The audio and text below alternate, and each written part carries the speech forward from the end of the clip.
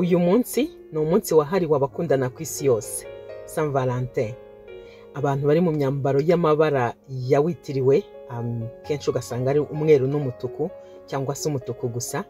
Guhana impano ku bakundana, gusohokana umukunzi, kugaragarizanya urukundo binyuze ku mbuga nkoranyambaga, ibi ni bimwe mu biranga umunsi wa Saint Valentin mu Rwanda. Kumupostinga, kumutwitinga, kumusnapchatinga, kumutiktokinga, kumukorera akariri n'ibindi byinshi cyane ku mbuga nkoranyambaga cyangwa se social media. Ibi ni bimwe mu bintu dukunda kubona cyane uyu munsi. Wowe se wakoze ikihe muri ibi ngibi?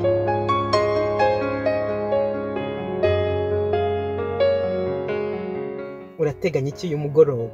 Urateganya kumutera inda? Reka nizere ko atari cyo uteganya, kandi nizere ko niba uteganya kugaragaza urukundo binyuze muri iyo nzira uza kwibuka kwikingira, kuko hari byinshi bishobora guhinduka amarira nyuma y'umunsi wa Saint Valentin.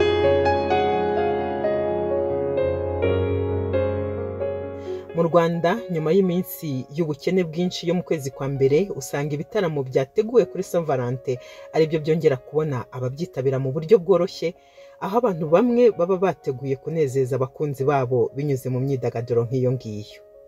Ariko simbivuge gutya ngo uvuge uti mu Rwanda urukundo rurabishe. Oya, si mu Rwanda gusa, kandi si wowe gusa, ahubwo hirya no hino ku isi uyu munsi wa 14 Gashyantare ni umunsi w'abakundana. Mu rwego rwo kwizihiza uyu munsi, abantu benshi bakunda gukora udushya dutangaje tukazahora twibukwa.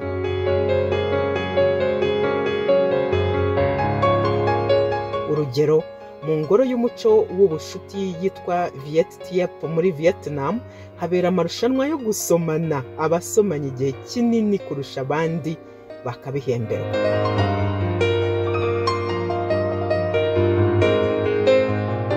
Mu gihe muri Thailand ho uyu uba ari umunsi wa 5 mu minsi ikomeye mu gihugu.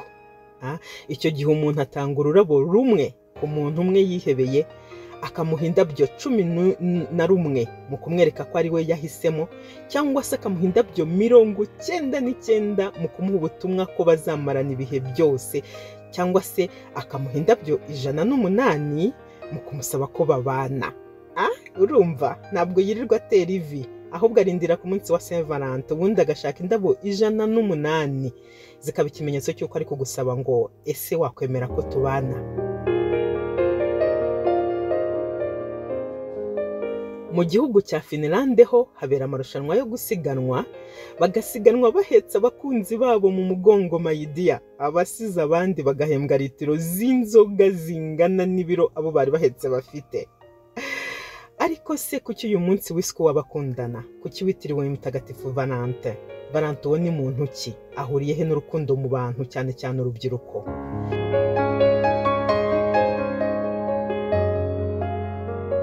Kera cyane mu kinyejana cya 3, ubwami bw'Abaroma bwari buyobowe n'umwami w'abami witwaga Claude wa kabiri. Ubwo Abaroma bari mu ntambara ikaze, uwo mwami w'abami yaciye iteka ko nta musore n'umwe uzongera gushyingirwa. Ibyo yabikoreye kugira ngo imitima y'abasore bose bo mu bwami bwe bayerekeze ku ntambara barwanaga, bityo bajye ku rugamba barwitangire ntacyo basize inyuma.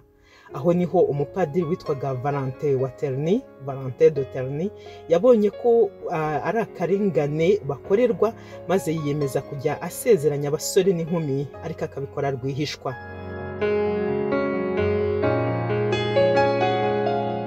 Iyo nkuru yaje kugera ibwami ku mwami Claude wa kabiri wari umugome cyane, afata Padiri Valentin aramuvanga ndetse aza gukatirwa urwo gupfa. Kuri iyi tariki ya 14 z'ukwezi kwa kabiri niho Padiri Valentin yishwa nyonzwe. Nyuma y'ibinyejana 10 Valentin yishwe, niho Vatikani yamushyize mu batagatifu, aba Mutagatifu Valentin, umurinzi w'abakundana, Saint Valentin, le patron des amoureux.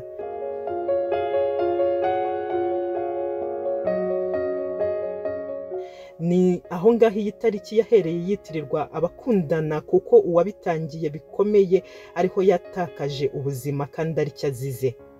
Urukundo twizihiza kuri Saint Valentin ntirukwiriye kuba urwo mu buriri, ntirukwiriye kuba urwo kuryaniraha, ntirukwiriye kuba urwo kurya kashi za mugenzi wawe, ahubwo rukwiriye kuba ari urukundo nyakuri, urukundo nyarukundo, urukundo kimeza.